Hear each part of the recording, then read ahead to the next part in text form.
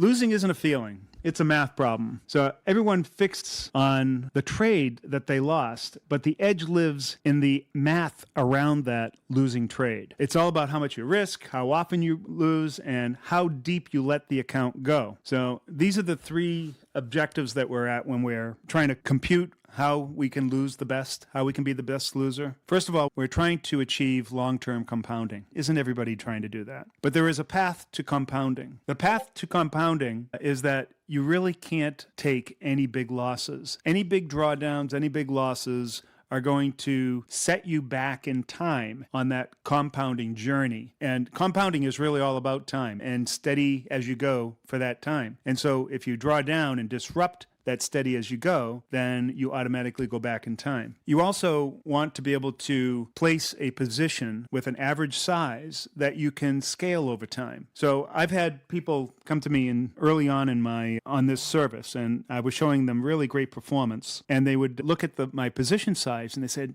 "Coach, all you got to do is 10x your position size and you'll just make bank."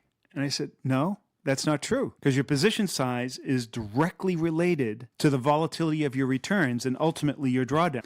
So if you make your position size too big, then what's going to happen is your peaks and troughs in your equity curve are going to start blowing up. And when they blow up, you go out of control. So these are two things that go together. Long-term compounding means that you go steady as you go and you justify getting up to a certain position size or capital size that you can justify going to a larger position size. But that larger position size has to be very well calculated so that you don't blow up with higher volatility in your returns so that you can continue. So what you really have to design on top of that to achieve that is a maximum drawdown. You have to literally design your drawdown. So this is what looks like our standard out-of-the-money butterfly trade, but it's also showing you the distribution of our losses to our wins. And you'll see that here's at the money. That's when we put on the trade, and we put it either a long call or a long put. So this would represent a long call, obviously. And we can expect one of two things to happen. Either price is going to go towards our butterfly or it's going to go away. If it goes away, then it's going to be a losing trade. And we want to make sure that the cost of that trade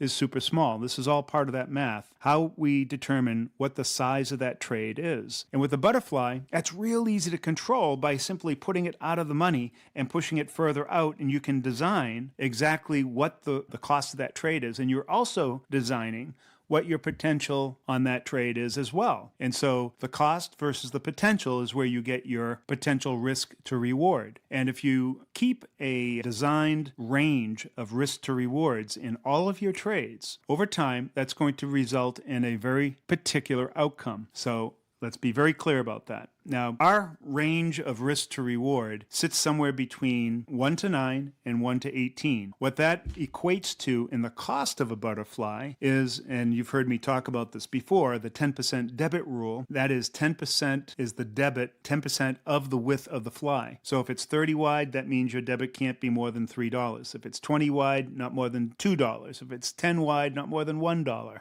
You get the picture. Now, 5% or 1 to 9 would be half of that. So on a 20 wide, you can go all the way down to $1, which would be the 5%. Now there's a range there between 5 and 10% of the width. That range is super important because that has also been calculated to place your butterfly in a very specific place relative to the expected move. It's not really to the expected move. It's really to the rate of expected premium decay. We don't really look at expected move, but it just happens to place the forward leg of your butterfly right around that area, either overlapping it or just a little bit outside of it. And so the butterfly is placed there for another very, very specific reason that has a lot to do with your options math as well. So keep that in mind.